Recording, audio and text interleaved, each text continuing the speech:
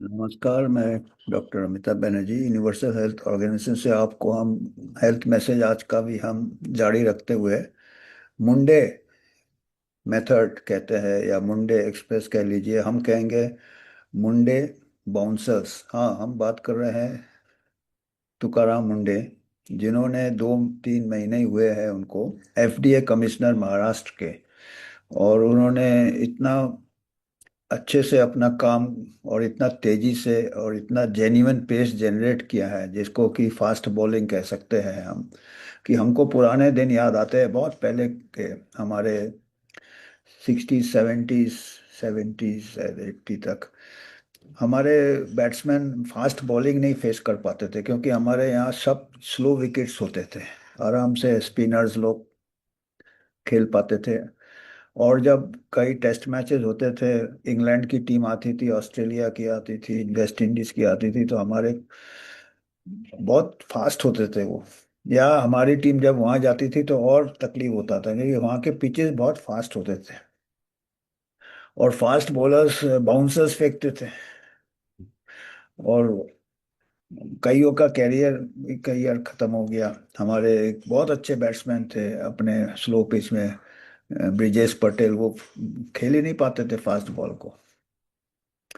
और फिर कुछ कानून बनाए कि भाई आप बाउंसर्स के ऊपर कुछ लिमिट करो, शॉर्ट पिच्ड बॉल पर टेल एंडर को इससे ज्यादा बाउंसर नहीं फेंक सकते, और ऐसे कुछ रूल्स बनाए। हालांकि क्रिकेट में ऐसा कुछ नहीं है, जो जैसे बॉडी लाइन बॉलिंग तक होता था ब्रैडमैन के टाइम, ऑस्ट्रेलिया।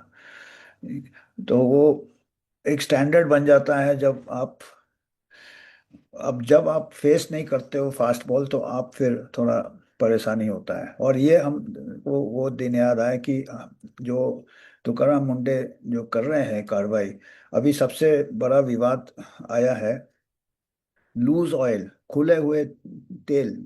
हम जो खाना बनाते हैं ऑयल में, कुकिंग ऑयल, तेल में तलते हैं उसको, उसके ऊपर उन्होंने बैन लगा दिया था। तो पहले तो काफी उनको समर्थन किया हमारे जो महाराष्ट्र के चीफ मिनिस्टर थे श्री फडणवीस ने। उन्होंने कहा कि हाँ, बिल्कुल सही कर रहे हैं, हम उनको पूरा सपोर्ट करेंगे 18 अगस्त को। पर उनका इतना फास्ट चल रहा है ओवर, और फास्ट बॉलिंग चल रहा है कि कुछ बाउंसर्स जैसे स्थिति आ गया है। और उसके ऊपर इन्होंने थोड़ा सा रोक लगाया है आज 24 तारीख को। 18 अगस्त को उन्होंने समर्थन किया, 24 अगस्त को उन्होंने बोला थोड़ा धीमे फेंको बॉल, बाउंसर्स पे थोड़ा रोक लगाओ।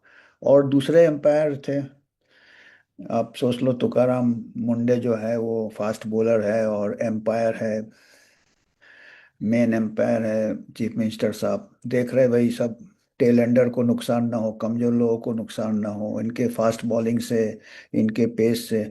और दूसरे लेग एम्पायर थे, जिसको शॉर्ट स्क्वायर लेग एम्पायर कहते हैं, लेग एम्पायर हम लोग कहते हैं, वो थे Bombay high court. Bombay high court ने नो बॉल डिक्लेयर कर दिया।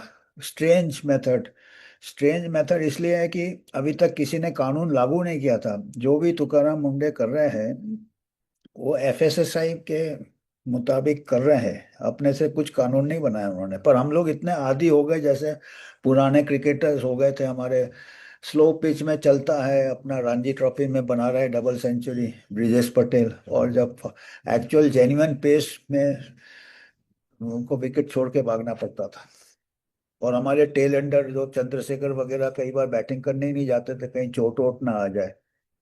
तो ऐसे खैर ये स्थिति एक गंभीर है कि हमको देखना है कि एक तरफ तो हमारा हेल्थ आ जाता है, और जो वो रूल के मुताबिक अपना बॉलिंग कर रहे हैं, फास्ट बॉलिंग, कहीं ऐसा लिखा नहीं है कितने बाउंसर करेंगे, पर एम्पायर लोग इंटरवीन करते थे कि किसी को चोट ना आ जाए, पर्टिकुलरली टेल एंडर्स को। तो हमारे देखिए लूज ऑयल, खुले तेल में क्या होता है कि फूड स्टैंडर्ड अथॉरिटी के हिसाब से कोई भी जो प्रोडक्ट आता है उसको हम ट्रेस कर सकते हैं, उसका बैच नंबर दे सकते हैं, उसका एक्सपायरी डेट दे सकते हैं। अगर खुला तेल होगा वो सब हम नहीं कर सकते। और अगर कुकिंग ऑयल में खुला होने से उसमें कई जो लोग बेईमान होते हैं उन लोग गलत फायदा उठा सकते हैं।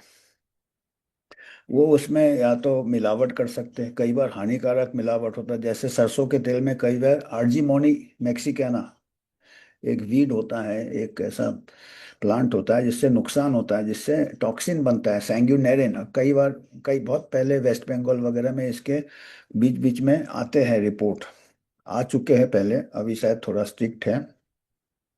उसमें क्या है, बेरी बेरी जैसा हो जाता, हार्ट फेलियर हो जाता, ब्लड वेसल लीक करते हैं। तो आर्जीमोनी पॉइजनिंग का खतरा रहता है, एडल्ट्रेशन अगर खुला हो तो। अगर सील्ड हो तो उसमें थोड़ा क्वालिटी कंट्रोल रहता है, एफएसएसआई का ये रहता है, सर्टिफिकेशन रहता है। दूसरा होता है कि उसमें दूसरे कंटेमिनेशन आ सकते हैं, अगर आप उसको ठीक से कंटेनर, दूसरे कंटेनर में उसको आपने स्टोर किया है, तो वो कंटेनर को अंदर कुछ मेटल हो और कोई कंटेमिनेशन हो, वो सब आ सकता है। सब स्टैंडर्ड क्वालिटी एडल्ट्रेशन हमने बताया। और सबसे ज़्यादा है लॉन्ग टर्म जो खतरा होता है, आपने देखा होगा आपके छोटे छोटे जो व्यापारी है वो समोसा तलते हैं या डीप फ्राई, हमारे यहाँ कुकिंग में बहुत, उसमें क्या होता है कि बार बार हीटिंग होने से ना उसमें कुछ चेंजेस आ जाते हैं कुकिंग ऑयल में, जिसमें टोटल पोलर टीपीसीस बनते हैं, पोलर कंपाउंड्स, कई कंपाउंड्स बनते हैं, उसका 25% लिमिट रखा है एफएसआई। तो ये सब तभी हो सकता है जब आपके, अगर लूज है उसको बार बार हीट कर रहे हैं, उसके ऊपर कोई ये नहीं है। उसके बाद एल्डिहाइड वगैरह बनते हैं, ट्रांस फैट्स बनते हैं, जो कि लॉन्ग टर्म, आज से 20-30 साल बाद जाके heart disease, cancer, liver disease हो सकता है। ये करीब लॉन्ग टर्म है, तो शॉर्ट टर्म में हमको पता नहीं चलता है। तो हमको ये करना है कि हमको स्टैंडर्ड सही में रेस करना है, हमारे हेल्थ के लिए है, हम अपने स्लो विकेट में ही खेलेंगे। तो अभी खैर फडणवीस साहब का जो है उनका भी कहना ठीक है कि इमीडिएटली जो छोटे व्यापारी हैं उन लोग को काफी बिजनेस नुकसान हो रहा है, उनकी रोजी रोटी में नुकसान होगा, क्योंकि उन लोग लूज ऑयल खरीदते हैं, ज्यादा अमाउंट में नहीं करते। छोटे छोटे जो बिजनेसेस हैं वो कह रहे हैं कि कुछ इसमें कुछ स्टैंडर्ड ऑपरेटिंग प्रोसीजर बनाया जाए, एसओपी बनाया जाए कि ये खुला तेल भी जो है इसके ऊपर भी थोड़ा क्वालिटी कंट्रोल है, क्वालिटी कंट्रोल होना चाहिए। और अभी थोड़ा पॉज किया है, पर अभी भी 24 तारीख को उन्होंने स्टेटमेंट दिया कि थोड़ा सा हल्के से, जैसे बॉलर को बोला कि थोड़ा कम बाउंसर बोल करो, थोड़ा सोचो।